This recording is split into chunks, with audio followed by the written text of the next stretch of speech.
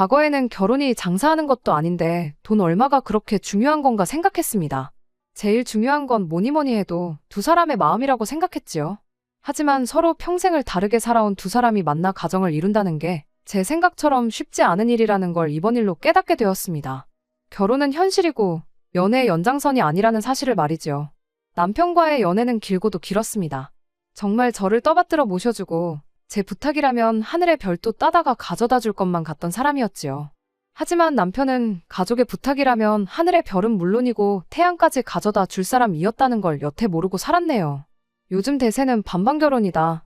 남자가 집을 해와야 한다 그런 이야기. 결혼을 결심하고 난 뒤에 귀에 딱지가 않도록 들어온 말이지만 저는 친정에서 집을 해줬어요. 집 구할 때 조금 욕심을 내서 대출 1억 끼고 제가 여태껏 일하면서 모아놓은 돈까지 전부 탈탈 털어서 좋은 위치에 있는 집을 구했습니다. 결혼해도 계속 맞벌이 생활을 유지할 계획이었기에 두 사람 벌이로 대출 1억 이자 내는 거 부담 없었고 사실 대출까지 받아가며 욕심을 냈던 이유도 아파트부터 해서 그 주변 지역까지 호재가 너무 많았던지라 그냥 몇 년 살기만 해도 집값이 대출받은 돈보다 훨씬 더 많이 오를 거라는 확신이 있었거든요. 친정에서 집 하는데 돈을 다 해준 이유는 별거 없었어요. 남편과 저희 집 형편이 조금 차이가 났거든요. 하지만 친정에서도 남편이라는 사람 됨됨이 하나만 보고 결혼을 허락해주고 집을 해주시기로 결정을 하셨던 거죠. 당장 집안 형편 차이가 난다지만 저희 집이 뭐 재벌 정도 되는 급도 아니고 그냥 부모님 노후 준비 넉넉하게 되어 있고 어디 가서 아쉬운 소리 할 일은 없겠구나 싶은 정도였거든요. 그러니 당장 돈 얼마 차이 난다고 해서 무작정 결혼을 반대하기보다 남편의 사람 됨됨이를 좀 더 파악해 보기로 하셨던 것 같아요. 그리고 남자라면 모름지기 생활력이 가장 중요한 거 아니겠냐 하시며 남편의 다른 장점인 생활력에 기대를 하면서 결혼을 허락하셨던 거고요. 저희 부모님께서도 현재는 넉넉한 형편이지만 처음 결혼 생활 시작하셨을 땐 상황이 썩 좋은 편은 아니셨답니다.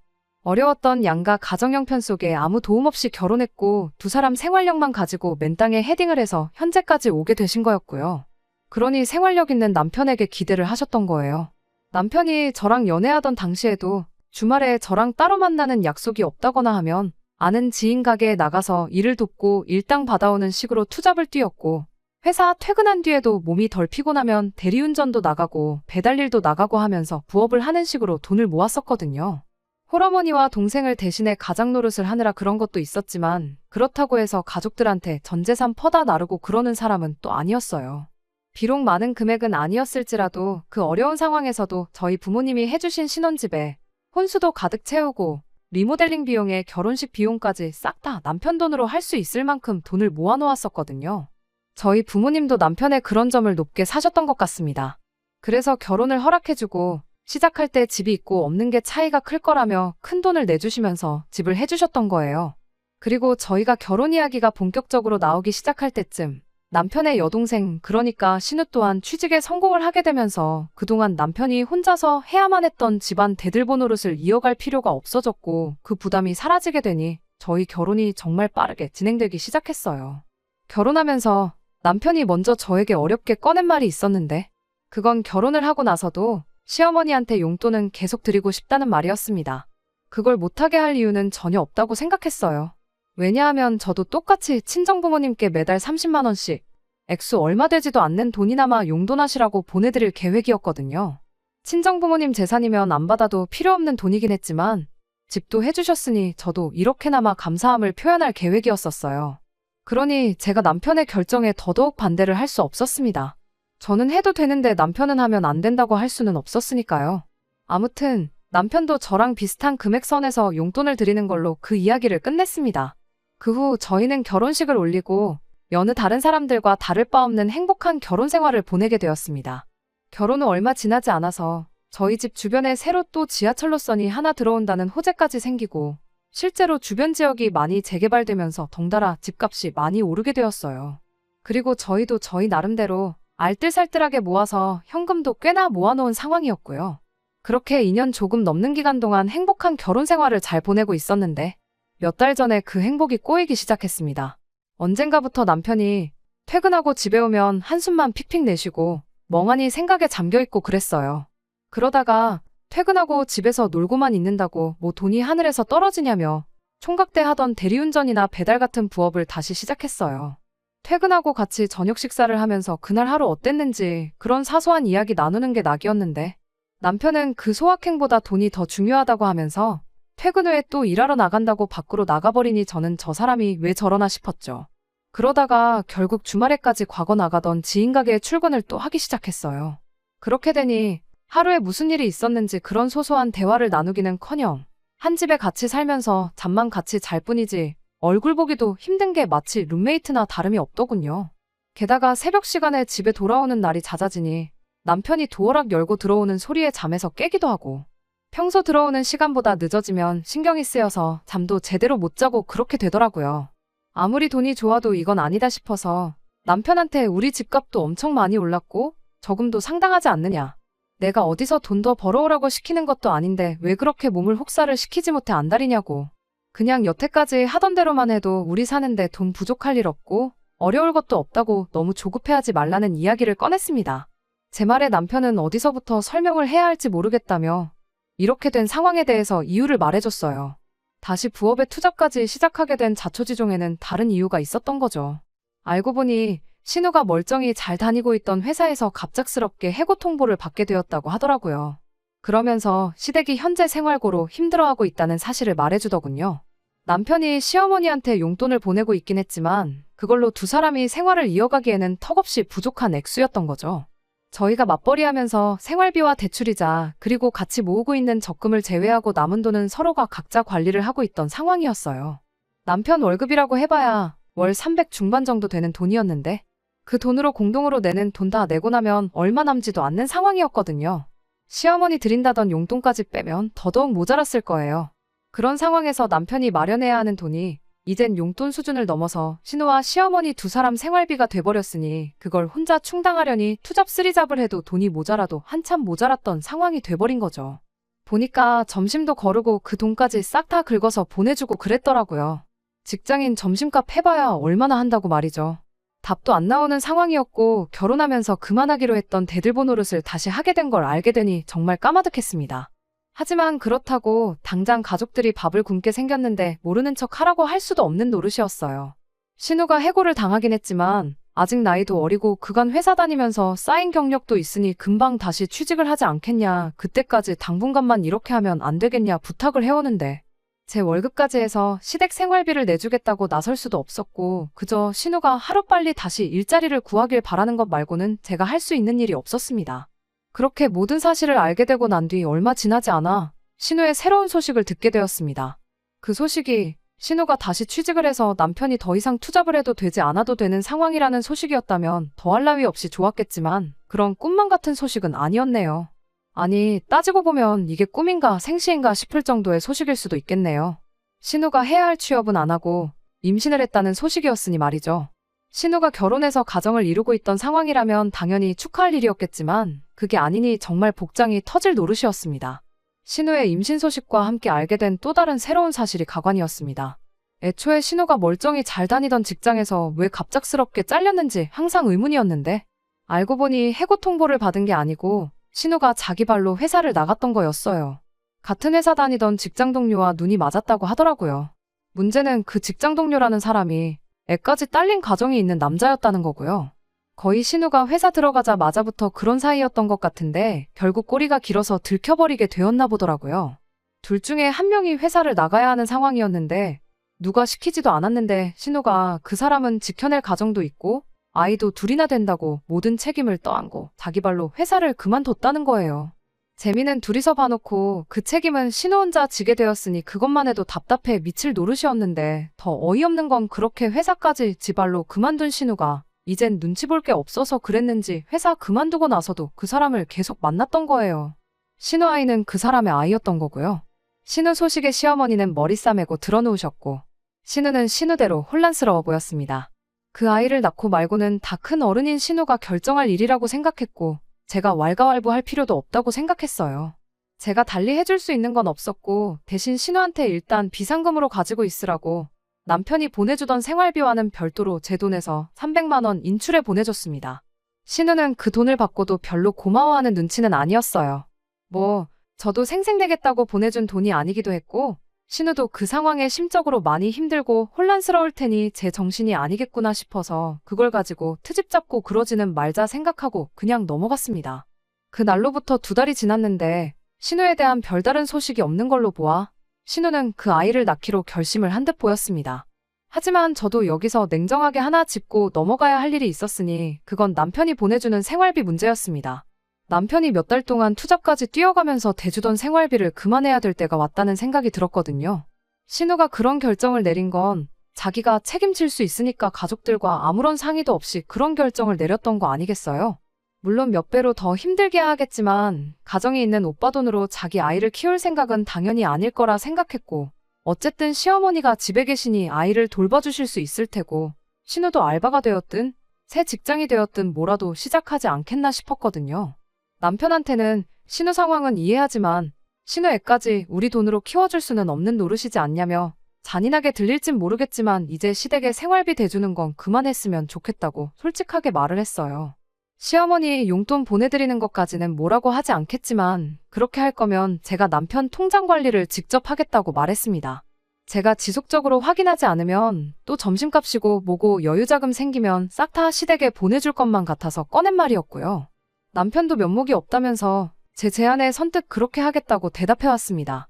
오히려 지난 시간 동안 시댁에 생활비 보내주는 걸 이해해줘서 고맙다고 말해줬어요.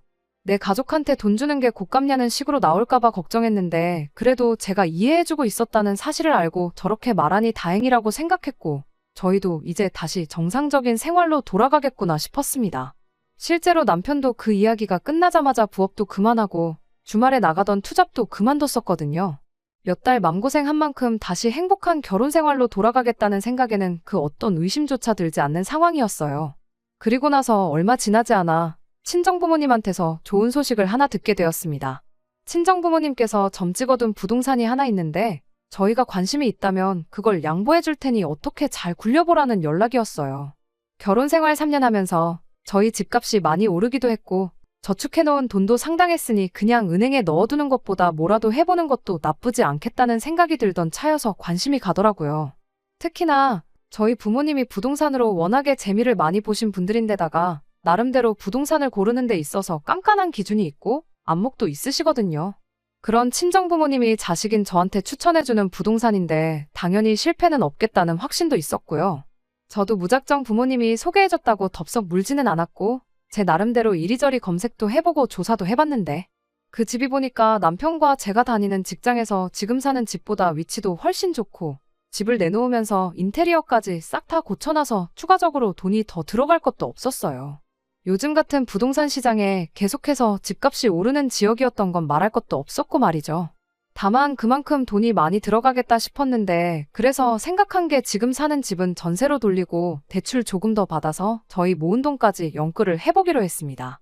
무조건 이득이라는 확신이 있다 보니 쇳불도 당김에 빼랬다고 부동산부터 다녀와서 저희 살고 있는 집부터 내놨고 그 후에 대출을 알아보고 있던 중 시어머니한테서 전화가 왔습니다. 결혼 생활 3년 하면서 저한테 전화 한번 먼저 하신 적 없던 분한테 전화가 걸려오니 저도 무슨 일인가 싶었죠. 대뜸 저한테 물어보는 말이 살고 있는 집 전세는 나갔냐고 묻더라고요. 부동산에 내놓긴 했지만 요즘 전세 매물이 잘 빠지지도 않고 내놓은 지도 얼마 되지도 않았기에 아직 연락 온 곳은 없다고 대답했어요. 제 대답에 한껏 밝아진 목소리로 시어머니가 제게 그러면 그 집에 신혼의 부부를 살게 하면 어떻냐고 묻더라고요. 살게 해달란 말은 둘째치고 신혼의 부부라니 그게 무슨 소린가 했습니다. 그 이후로 시간이 얼마나 길게 지난 것도 아닌데다가 신우 결혼식이 있었다면 제가 안 갔을 리가 없는데 대뜸 신혼의 부부라니 무슨 소리인가 싶었어요. 자세한 이야기는 나중에 이야기해 줄 테니 일단 살게 해줄 거냐 말 거냐부터 계속 물으시더라고요. 그래서 저는 얼마까지 생각하시는가 물어봤어요. 아무리 전세라고 해도 주변 시세가 3억 중후반에서 4억 사이로 나가고 있는데 솔직히 조금 의아하긴 했죠.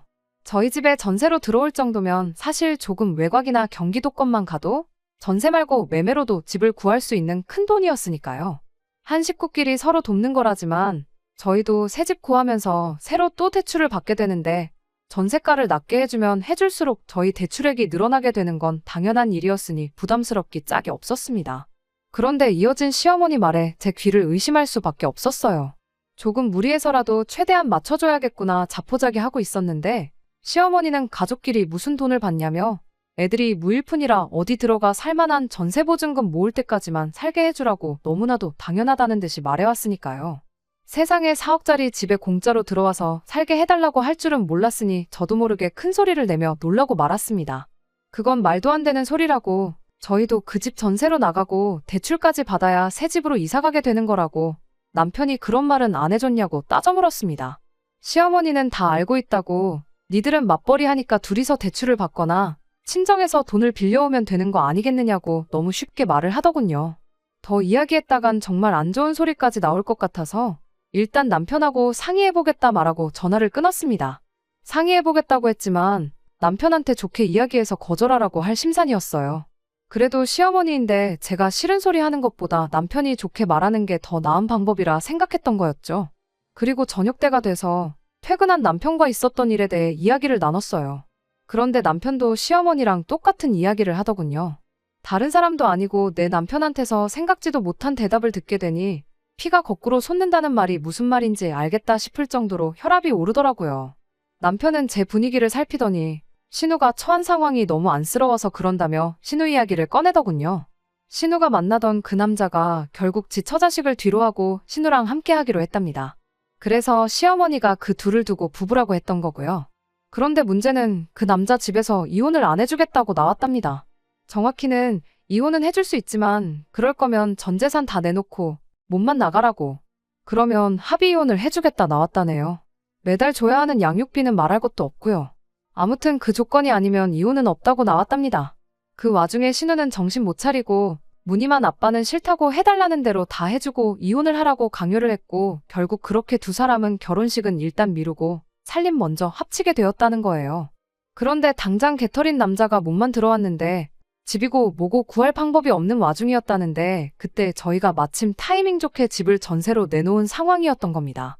남편은 조카도 몇 달 뒤면 태어날 텐데 집도 절도 없는 동생네 노숙은 시킬 수 없지 않느냐며 불쌍한 동생네 부부를 위해 저희 집을 내주자는 헛소리를 하고 있던 거였어요. 저희는 당장 맞벌이 하니까 대출 더 받는 거는 문제도 아니고 제가 원한다면 자기가 투잡 다시 뛰면서 대출이자를 전부 자기 돈으로 감당하겠다고 그러면 상관없는 거 아니냐고 나오는데 아주 답답해서 속이 터지기 일보 직전이었습니다. 남편하고 이야기해서 잘 해결해 보려고 했는데 이건 제가 신우 혹은 시어머니랑 직접 만나 단판 짓지 않으면 끝나지 않겠다는 생각이 들었어요. 일단 남편한테는 나는 더 할 말이 없으니 나중에 다시 이야기하자고 하고 다음날 퇴근 후에 저는 시댁으로 곧장 향했습니다. 시어머니도 눈치가 있는지 말도 없이 불쑥 찾아온 제가 무슨 이야기를 하러 온지 어느 정도 짐작을 했나 보더라고요. 저보고 한가족끼리 너무하다며 집을 달라는 것도 아닌데 내 딸이 들어가 잠깐 살게 해주는 것도 못 해주냐, 더군다나 맏며느리면 가족들을 위해 희생해야 하는 거 아니냐 하는 말도 안 되는 소리를 늘어놓더군요. 그렇게 신우 살 곳이 걱정되면 어머님 집에 같이 살면 되는 거 아니냐, 아직도 한 집에 같이 살고 있는데 사위 한 명 더 드리는 건 또 안 될 게 뭐냐고 따졌죠. 신우 애 태어나면 어머님이 애 봐주고 신우도 직장 다시 구해서 나 죽었소 하고 몇 년 맞벌이 하면 애 학교 가기 전에 독립할 돈 정도는 모을 수 있는 거 모르시냐? 굳이 내 집을 내줘야 하는 이유가 도무지 이해가 되질 않는다. 처음에는 저도 대화로 다른 해결책을 모색해볼 요량으로 제 생각을 이야기했는데 시어머니는 제 말에 그 집이 어디 네 혼자 집이냐고 제 말에 꼬투리를 잡더라고요. 설마 남편이 인테리어 비용한 거랑 혼수해온 거 가지고 소유권을 주장하려는 거냐 따져 물었어요. 그 말에 어디 그뿐이겠냐며 여태까지 대출도 같이 갚아오지 않았냐고 네 혼자만의 집이라 생각하지 말거라 하는 겁니다. 대출이라 봐야 1억 받은 게 전부고 3년 동안 갚아봐야 얼마나 갚았겠냐고. 아직 반이반도 안 갚았는데 6천 들고 와서 4억 집이 공동소유라고 주장하는 게 말이나 되냐고 따졌죠. 인테리어 비용 2천에 혼수랑 여태까지 남편이 갚은 대출이자 당장 다 돌려주는 거 일도 아니라고. 지금 제가 여기까지 찾아온 이유는 내 집에 신우 살게 할 생각 없다는 거 확실하게 하러 온 자리니까 이야기 길게 하지 말자고 말했습니다. 시어머니는 제 말에 대답도 안 하고 지금 내 아들 내쫓는다고 협박이라도 하려는 거냐며 너 니네 부모한테 가정교육 그렇게 받았냐고 아주 싸가지가 없다고 따지고 들더군요. 부모님 이야기까지 나오는 걸 보니 상황이 갈 때까지 간 것 같았고 더 되돌릴 수도 없겠다는 생각이 들었습니다. 그래서 저도 여과 없이 시어머니한테 한마디 했어요. 어머님이야말로 신우 가정교육을 어떻게 시켰길래 저 모양 저 꼴이냐. 멀쩡히 가정이 있는 남자 꼬시다 걸려서 직장까지 잘렸으면 거기서 적당히 하고 멈춰야지. 뭘 잘했다고 그 꼴을 당하고도 그 남자를 계속 만나다가 한 집안을 풍비박산을 내놓고 이제는 지 오빠 결혼 생활까지 파탄을 내려고 하고 있지 않느냐고. 저도 할 말 못할 말 가리지 않고 따발총 마냥 쏘아댔어요. 시어머니 얼굴이 시뻘개져서 곧 뒷목이라도 잡을 기세로 부들부들거리고 있더라고요. 돈 관리를 어떻게 했길래 신우 직장 잘리자마자 아들한테 투잡 쓰리잡을 시켜가며 생활비를 받아낼 때 알아봤어야 했다. 쉬지 않고 제 할 말만 계속 쏟아냈습니다.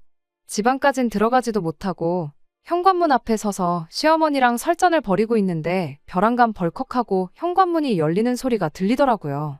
반사적으로 고개를 돌렸는데 거기엔 남편이 서 있었습니다. 시어머니가 제가 찾아온 걸 보고 문 열어주기 전에 남편한테 전화부터 했었나 보더라고요. 그 전화를 끊지 않고 내버려둔 건지 시어머니랑 저랑 싸운 내용을 남편은 전화기 너머로 다 듣고 있던 상황이었나 보더군요. 그리고 그 자리에서 남편은 제가 아닌 가족을 택했습니다. 평생 저한테 화 한 번 낸 적 없는 사람이었는데 저를 향해 고래고래 소리를 치더군요. 어디 어른한테 말버릇이 그따위냐고 하면서 당장 무릎 꿇고 빌라고 하길래 무릎 꿇고 빌어야 할 사람이 누군데 이러냐, 당신 뜻이 뭔지 잘 알겠다 말하고 그 길로 시댁 현관문 밖으로 뛰쳐나갔습니다. 남편은 본능적으로 뭔가 잘못되었다는 걸 깨달은 건지 1분도 걸리지 않아 쫓아나와선 차가운 아스팔트에 두 무릎을 꿇고 싹싹 빌기 시작했어요.